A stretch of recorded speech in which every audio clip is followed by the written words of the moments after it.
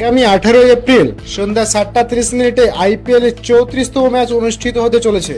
Royal Challengers Bengaluru Punjab কিংসের মুখোমুখি হবে এবং ম্যাচটি চিন্নাস্বামী ক্রিকেট স্টেডিয়াম বেঙ্গালুরুতে অনুষ্ঠিত হতে যাচ্ছে। তো এই ম্যাচে কোন দল জিততে পারে সেটাই আপনাদের সামনে আলোচনা করব এবং এই মাঠে কোন দলের পারফরমেন্স কেমন সেটাও আপনাদের সামনে তুলে ধরবো। তাই ভিডিওটি সম্পূর্ণ দেখুন, আর ভিডিওটি যদি ভালো লাগে থাকে তাহলে ভিডিওটি লাইক করে চ্যানেলটি সাবস্ক্রাইব করবেন। তো বন্ধুরা, আইপিএল এর 18তম আসরের প্রত্যেকটা দল শক্তিশালীভাবে নিজেদের দল গঠন করে শিরোপা জয়ের লক্ষ্যে মাঠে নামছে। চিন্নাস্বামী ক্রিকেট স্টেডিয়ামে যদি এই দুই দলের লাস্ট 10 ম্যাচের তুলনা করি, তাহলে রয়্যাল চ্যালেঞ্জার্স বেঙ্গালুরু এই মাঠে লাস্ট 10টি ম্যাচ খেলে তারা 40% ম্যাচ জিতেছে এবং বেঙ্গালুরুর এই চিন্নাস্বামী ক্রিকেট স্টেডিয়ামে অ্যাভারেজ স্কোর 186, হাইয়েস্ট স্কোর 262 এবং লোয়েস্ট স্কোর মাত্র 152 রানের। তারপর যদি বলি পাঞ্জাব কিংসের কথা, তারা এই মাঠে লাস্ট 10টি ম্যাচ খেলে তারাও 40% ম্যাচ জিতেছে এবং পাঞ্জাব কিংসের এই মাঠে অ্যাভারেজ স্কোর 159 রানের, হাইয়েস্ট স্কোর 199 এবং লোয়েস্ট স্কোর মাত্র 88 রানের। তো বন্ধুরা, পরিসংখ্যান অনুযায়ী এই চিন্নাস্বামী মাঠে রয়্যাল চ্যালেঞ্জার্স বেঙ্গালুরুর পাল্লা ভারী। তাছাড়া নিজেদের ঘরের মাঠ এবং নিজেদের সাপোর্টার ফ্যান ফলোয়ার তো অনেক বেশি থাকবে এবং সবসময় আমরা দেখে থাকি বেঙ্গালুরুর মাঠ হাই স্কোরিং মাঠের জন্য পরিচিত। আর এই মাঠে যারা প্রথমে ব্যাট করবে তাদের জেতার সম্ভাবনা 40% এবং যারা প্রথমে বল করবে তাদের জেতার সম্ভাবনা 54%।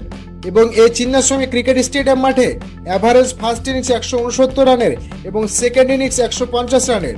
তো দর্শক, এখানে নিশ্চিতভাবে বলা যায় মোটামুটি যারা প্রথমে ব্যাট করবে তাদের জেতার সম্ভাবনা বেশি।